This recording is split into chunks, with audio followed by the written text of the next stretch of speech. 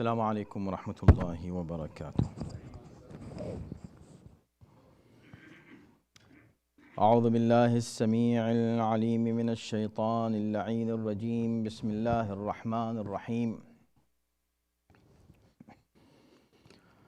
الحمد لله الذي كان موجودا قبل حدوث الأشياء ويبقى بعد فناء الأشياء، تفرد بالأولية والقدم ووسم كل شيء ما عداه بالفناء والعدم، كما قال عز شأنه: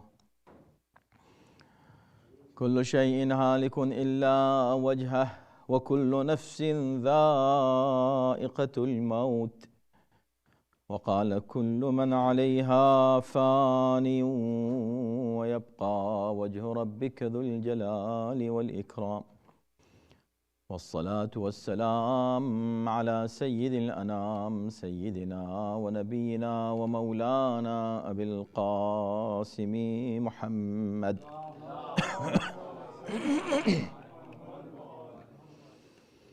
وآله الطيبين الطاهرين المعصومين، واللعنة الدائمة على أعدائهم أجمعين من الآن إلى يوم الدين. أما بعد، فقد قال الله في كتابه الكريم: بسم الله الرحمن الرحيم: قل إن كنتم تحبون الله فاتبعوني يحببكم الله ويغفر لكم ذنوبكم. صلوات.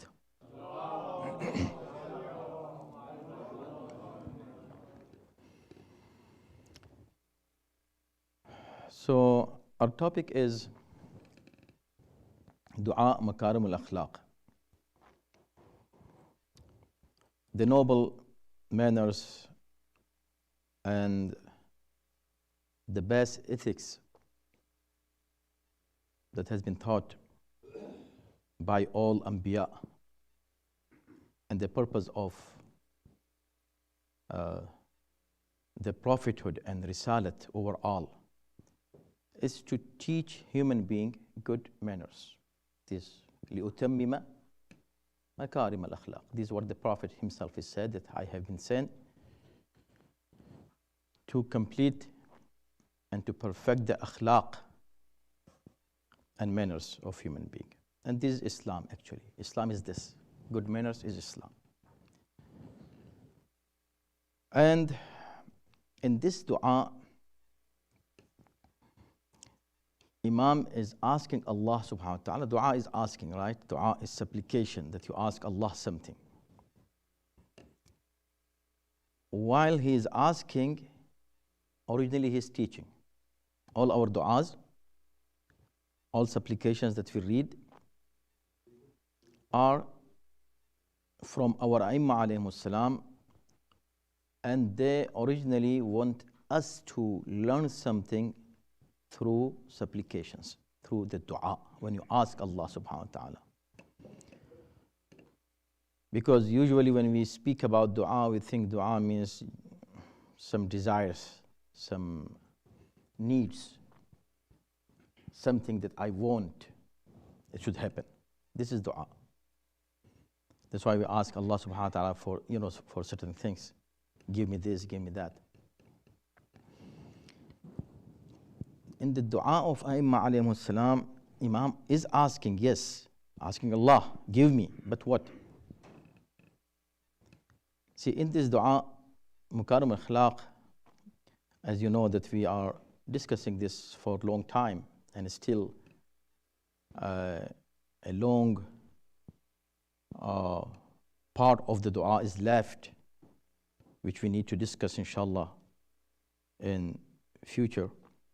Every day, one single sentence. And you yourself, when you hear that sentence, you know that how broad the topic in each sentence has been summarized by Imam. In one single sentence, Imam has summarized so much. Just like the one we discussed last week. When Imam says, "Oh Allah, وفقني لطاعتي man saddadani. Allah, give me tawfiq. You hear this word a lot in our, Urdu and Farsi and Arabic, in all these three languages. This word has been used many times, especially when you talk about dua. Allah aapko tawfiq de, may Allah give you tawfiq, right? So what is tawfiq? Tawfiq is help of Allah subhanahu wa ta'ala to do something. We cannot do every single thing that we want to do unless we seek help of Allah for that particular thing to do. And Allah, when help of Allah comes to us, that help and support and the ability that we can do something, that capability of doing something is called tawfiq from Allah subhanahu wa ta'ala. And this is, I think, the best thing we can ask Allah, to give us tawfiq. Tawfiq to do anything that we want to do.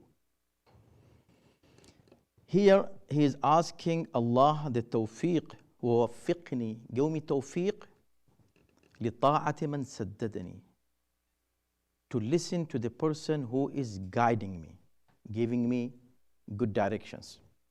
سَدَّدَنِي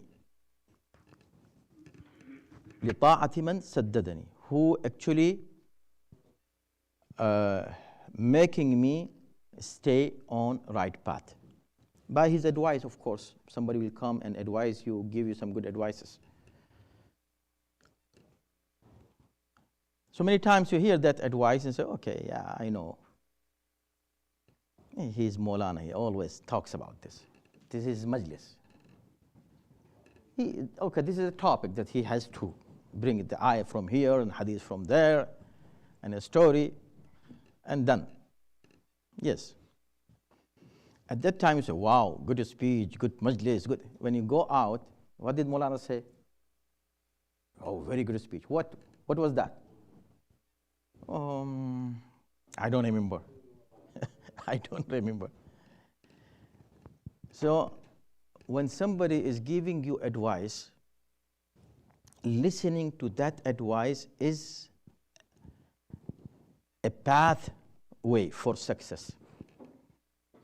If you reject it there in first place, you don't want to listen, then of course you have no idea what you lost. And it applies everywhere in all stages, as I said last time. And first stage is our parents, starting from there, from our parents, when they give us advice, and we are able to listen and understand the advice and the wisdom behind their advice. The problem comes when we are able to listen, we are in such a stage of our life, or in such age where we start, being rebellious. You don't want to listen to them. While originally is for example, the teenage.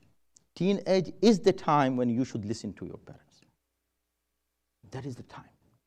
But that is the time when you don't listen to your parents. This is what happens. Because at that time, that is the age, that is the energy they have, and the ghurur and the pride they have. They don't let them listen to somebody's advice. They think whatever we are thinking, what we are doing is right, is correct. This should be done, what I'm doing, what I am thinking. The same happens when you go more. So listening to someone, listening to the advice is a blessing by itself. And this is what Imam asking, that give me ability to listen. Let me listen to somebody. Many times when you argue with someone, right, you think I'm right, I don't have to listen to anybody, I am right, period. Okay, listen. If you are right, what is the wrong in listening? About listening, only about listening, If we talk about listening and we get ayat from Quran, there are so many ayat about listening. In Surah Mulk, لو كنا نسمع أو نعقل ما كنا في أصحاب السعير. The people who are in Jahannam, they will say, why we are in Jahannam? So, oh, if we listened and we used our aql, we would not be here today in Jahannam. So why they are in Jahannam? Because they did not listen to the advice of Anbiya and Awliya and A'imma alayhimus salam.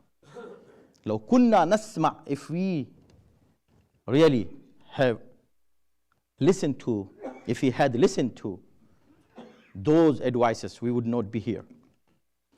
And then after that, the next ayat is more amazing, subhanallah.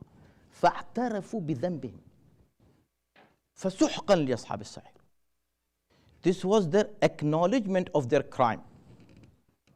Acknowledge. You know, somebody is acknowledging his crime. Yes, I did this. That's it. You don't need any court, any judge, any witness, nothing. Because he is accepting his crime. He is accepting his guilt. And this is what they will do in Jahannam. They will accept their ذنبهم, their sin. What is their sin? Not listening. And another ayah Quran says that give glad tidings to the people الذين يتبعون القول الذين يستمعون القول فيتبعون أحسنه. This is Islam, brothers. This is Islam. Where we are now and where Islam is. See the difference. Quran says, give glad tidings to the mu'mineen who listen to somebody. Qawl. Any saying. They listen to the sayings. فَيَتَّبِعُونَ أَحْسَنَهُ. Then they follow the best of the sayings. Listen so that you can follow the best. Then you can recognize which is the best. Then you can follow. If you from the beginning say, I don't want to listen because I'm right. Done. You cannot do anything. In any conflict, this is what happens. In any conflict, in your, starting from your home to your community to global politics and anything. What happens? You are right. When you are right, done. Done from your side. And the other person says, I'm right. Then what is the solution? No solution, because both are right. Right? Both can not be right while they are against each other. Because right cannot come against right. One is wrong. One is wrong. But I'm not wrong. What is wrong is the other person is wrong. I'm not wrong. No. فَيَسْتَمِعُونَ. So this is what Imam is saying. Ya Allah, give me the ability to listen at least. Listen to advice. This is one. The second sentence which we are reading today is what? So it was وَوَفِّقْنِي لِطَاعَةِ مَنْ سَدَّدَنِي, and this one وَمُتَابِعَةِ مَنْ أَرْشَدَنِي. Apparently it looks the same sentence but has a difference. And to follow, mutabi'ah. The first one is to listen to someone. Listen to someone and obey him. And this one, mutabi'ati, to follow the steps of somebody who arshadani, who guided me to the right path. Let me follow the person who guided me to the right path. So when you listen, so this is first step, listening. When you listen to someone and his advice, and Allah subhanahu wa ta'ala give you ability to listen to whom? The one who saddadani, who gives you right advice. You might say, if I start listening to everybody, he might give me wrong advice. If you know that he is wrong, yes, of course, you have a reason not to listen to him. But if you don't know, still listen to him and ask Allah to make you listen not to everybody, man saddani, only the person who gives you right advice. This is the best dua. To listen to somebody who gives you right advice. Then, وَمُتَابَعَةِ مَنْ أَرْشَدَنِي, and to follow the person who guides me to right path, guides me, guidance, mutabi'at. So I don't want to enter into the difference between ita'at and mutabi'at. Quran has used both words and with differences. But the ayat which you are very much familiar with is قُلْ إِن كُنْتُمْ تُحِبُّونَ اللَّهِ فَاتَّبِعُونِ. Tell them, if you really love Allah, فَاتَّبِعُونِ, then follow me. Who is saying this? Rasulullah. Allah is asking his prophet to give this message to everybody that if you love Allah, if you claim that you are Allah's lovers, then you have to ittabi'un. You cannot love Allah without ittiba', following the Prophet. Here Imam is talking about ita'at and ittiba', both. Of who gives you right path. So this is, as I said, it applies everywhere. We have to be humble while listening to somebody. We should not have the arrogance. I'm right. I don't want to listen to anybody. I don't want to follow anyone. Many times, if you follow a child, you reach to a success. Following a child is okay, as long as he is guiding you to a good destination. Now, one very important point before I finish this part of the khutbah. Very important aspect of the dua, which very seldom people think about it. When you read all these du'as, especially dua of Imam Zainul Abidin alayhi salam,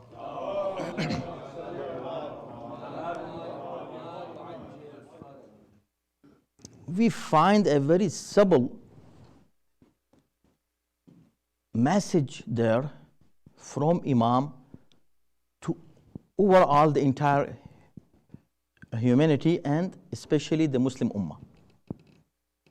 What is that? And you will see it here. Remember the word ita'at and ittiba', right? To listen to someone carefully and follow his instructions when he is guiding towards right path.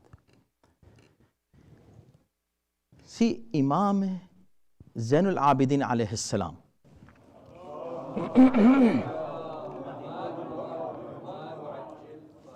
he was living in such an environment, such an atmosphere, circumstances, in which he was not able to deliver any khutbah. You will not find a khutbah of Imam Zainul Abidin. Have you heard about any khutbah? Yes. Where? Only in Sham and other. But other than that, no khutbah. Why? Because he had only chance to speak to people directly in Sham. Other than that, after that, he didn't have chance to gather people. Because khutbah means speech. In a speech, I cannot sit at my home alone and deliver a speech. That is not a speech. A speech, there should be some audience, some people who are listening to me, and I'm giving a speech. That is called khutbah. So he didn't get chance to give khutbah or even a hadith, to say hadith. Somebody comes and says, I heard this from Imam Zainul Abidin. So instructions, how can he now guide the ummah as an imam?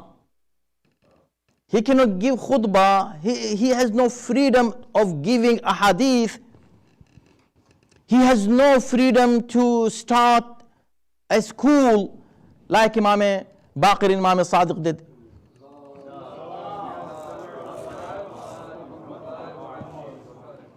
So he used a very unique and amazing methodology to make his voice and his message and the message of Allah reach to people. And it was dua, through dua. Now he want to say something. For example, he want to say, don't listen to these tyrants. They are tyrants. Come to Allah. He cannot say that directly. So he would come to Kaaba and say, Ilahi ghallaqatil muluk abwabuha. Oh Allah, all the kings have in the night, midnight. He is standing midnight in Kaaba and with loud voice, and people are listening around. Oh Allah, this is the time when all the kings have shut down the doors. They close the doors for everybody. But your door is open, Ya Allah. See, this was a way how to convey the true message of Islam to people. Where are you? Where is this dunya? You're going to these tyrants, these kings? You want to please these kings? Come and please Allah subhanahu wa ta'ala. Come back to taqwa. But not directly, indirectly. Same way in this dua, when we read all the sentences, its peak applies on Ahlul Bayt first. Then, as I said, everywhere, starting from our home to global society. But originally, it first applies on Ahlul Bayt alayhi salam. So, for example, Imam is saying, oh Allah, give me tawfiq to listen to somebody who is giving me good advice. He is asking people to listening to Ahlul Bayt alayhi salam. Who can give you better advice than Ahlul Bayt? Oh, people, where are you going? Who you are listening to? Come and listen to those people who give you best advice and show you the right path. وَمُتَابَعَتِ مَنْ أَرْشَدَنِي, and who will guide you to right path other than Ahlul Bayt alayhi salam. Come to Ahlul Bayt. Instead of saying directly, come and listen to Ahlul Bayt, don't listen to these Bani Umayyah. It was not the time to say that. But still, he did not keep quiet. He continued his tabligh through du'as by saying, listen to the one who gives you true advice, and they are Ahlul Bayt alayhi salatu salam. Those who guide you to right path, true right path, and they are no one but Ahlul Bayt alayhi salatu salam. Listen to them, do ittiba' and follow them. Follow them. These are the people who you should follow through his dua. So see, his message is so comprehensive message. You can get it and you can apply it everywhere. Right? And for us also, we, the followers of Ahlul Bayt, when we read this dua takes us to the heights of spirituality. Amazing levels of ruhaniyat. These dua make us reach, really. If really we understand what Imam is saying and we reflect what Imam is saying, and we at least get some chance to read. We don't have time to read Quran. Who will read the du'as then? So read some dua, some Nahjul Balagha, little bit of dua, dua from some, Sahifa Kamila, few sentences every day, 10, 15 minutes of your time for your spiritual upliftment. And then you will see that how good you feel from inside. Because today's the biggest issue is stress. Stress, how to get rid of stress. You will come and get rid of stress while you come ala bi dhikrillahi tatma'innul qulub. May Allah subhanahu wa ta'ala give us tawfiq and ability, insha'Allah, to listen to Ahlul Bayt's advice and to follow them in our life, insha'Allah.